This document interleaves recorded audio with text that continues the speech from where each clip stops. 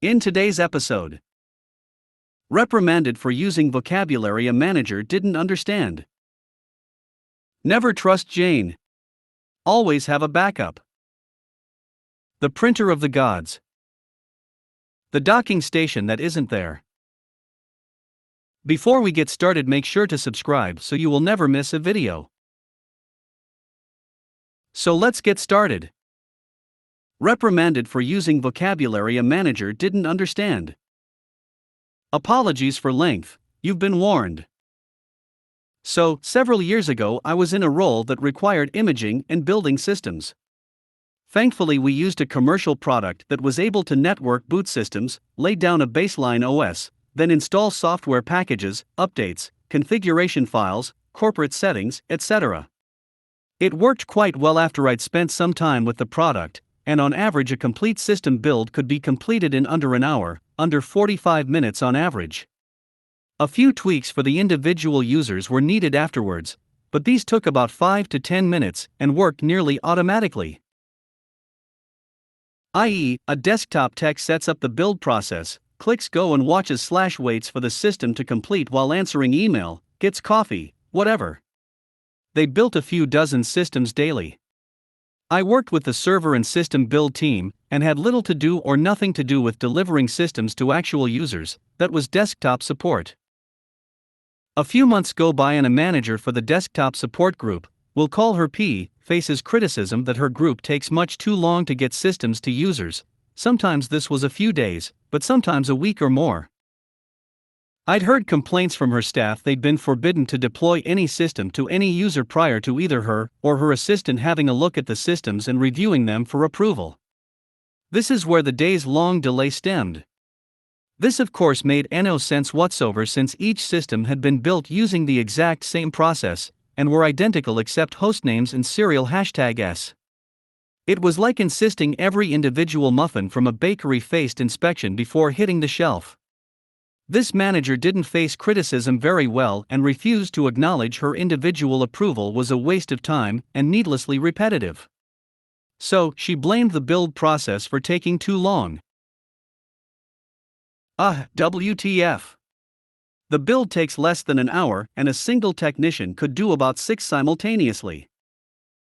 So, of course, a meeting is called to see what, if anything, can be done to speed up the build process and reduce the delays being complained about. As the meeting starts, I mention I've brought a laptop and have hooked it into a projector so we can all witness the build process and attendees can actually watch it run while we talk, and I've brought a stopwatch as well. The manager goes into a diatribe about customer service, improving processes, collaboration between teams, yada yada, while people keep glancing at the projected build process flying by without my touching a thing. This is where it gets weird. After nearly 30 minutes of her rambling, I'm finally allowed to pose a question, and I ask politely, "Excuse me, P, but where did you get the idea that the build process was to blame? What was the impetus of the idea that the automatic build took too long and is the cause of these delays?"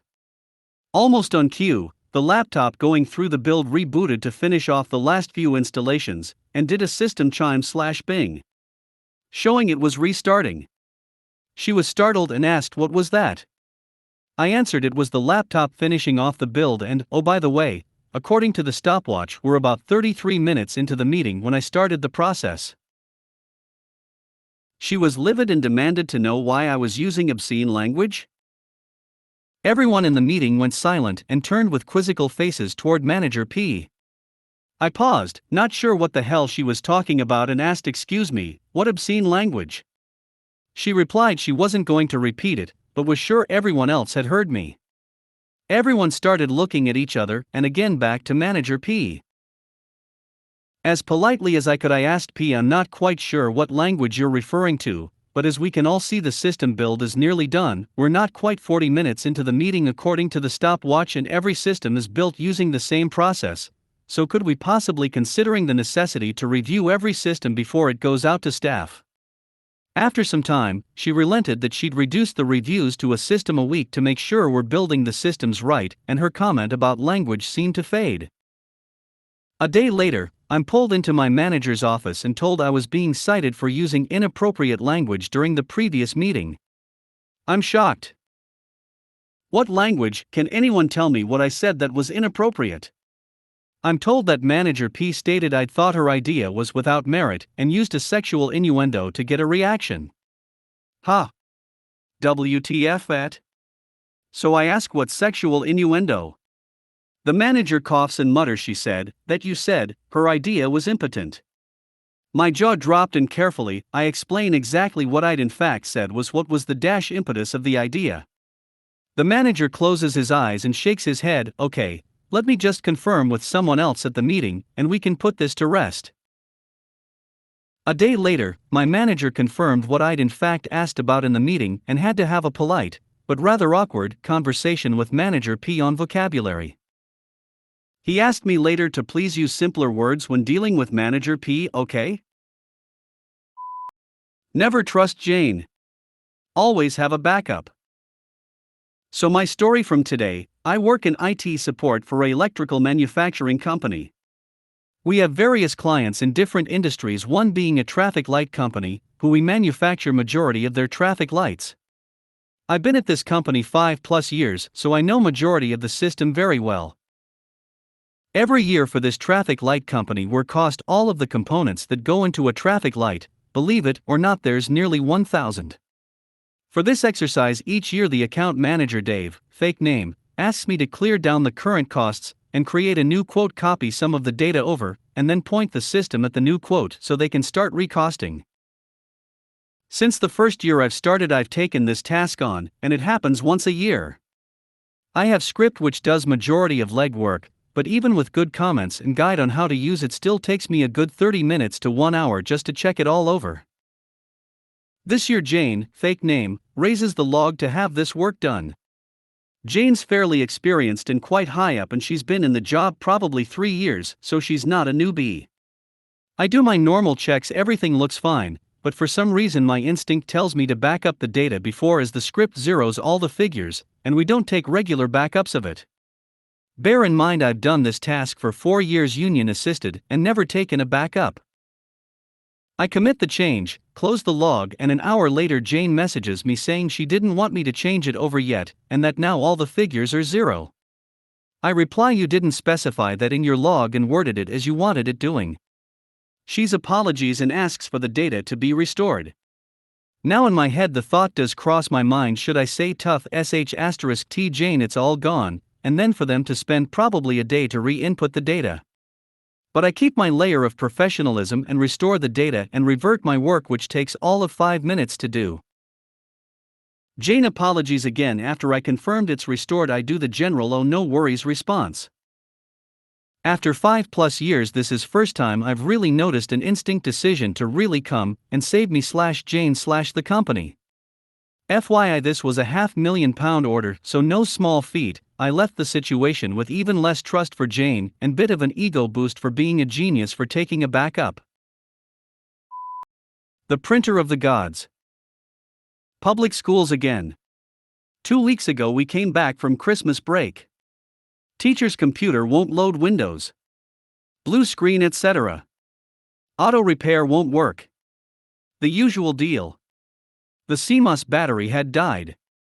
This happens quite often because we have old Frankenstein machines. Well, I go into this guy's room at the end of the day. He'd already left. I replaced the CMOS, reseated the RAM, tried different settings in BIOS and some other stuff. No matter what I kept getting inaccessible boot device. I probably could have eventually got it to work, but I wasn't spending all night on this. I went ahead and re-imaged it. The next morning I get a call from my boss. What happened to this guy's PC? He's very upset. All his data is gone. I explained the situation. My boss is kinda spineless and sends an email to him explaining what happened. It was worded in such a way though that it almost seemed like my fault. We constantly tell these people to use OneDrive or flash drive, and they just refuse. That afternoon this guy submits a work order for his printer. He wants me to look at it. He's quite vague about the issue. It was a brother and it was already recognized. Maybe I messed that up though. He's in his room when I arrive. Teacher, in a smartest tone, so, you couldn't get all my data? Me, nope. The OS/drivers were corrupted. I had to reload Windows. These PCs are not reliable, that is why we always stress to everyone that they save their data. Teacher, then explain this. He proceeds to pull out a few printed class worksheets. Me, what about them? Teacher, well, when I came in this morning and turned on my printer, they printed out. Me, immediately realizing what is going on, did you try printing something on the last day of school before break? Teacher, well, yeah, and the printer wouldn't work. I was going to put in a work order when we came back, but then my PC wouldn't even work. So, my data must still be on this computer because it printed it out this morning. I need you to get it back on immediately. That's 3 years worth of documents. I proceed to explain to him that the print jobs were held in the printer's own print queue. That doesn't mean all his data is still on the PC, let alone on the printer. He argues for a moment, then just gives up. I get it that he doesn't understand how all this works, but instead of just talking to me, he went directly to my boss. Also, he's a grown man.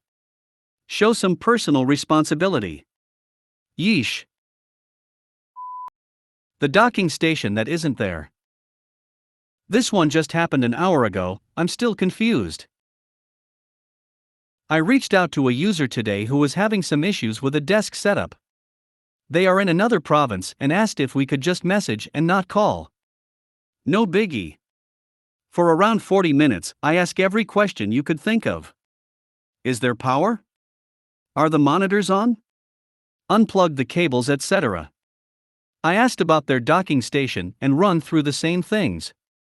It's on, plugged in, cords in the right spot. Literally at a loss as why nothing is working here. A coworker went to their desk and found out she left the docking station at home. I cannot fathom how we spent all this time and the monitors were just not plugged into anything, and she told me they were. Note to self, the user is always lying even if they say they are not. Just assume this from now on, like me.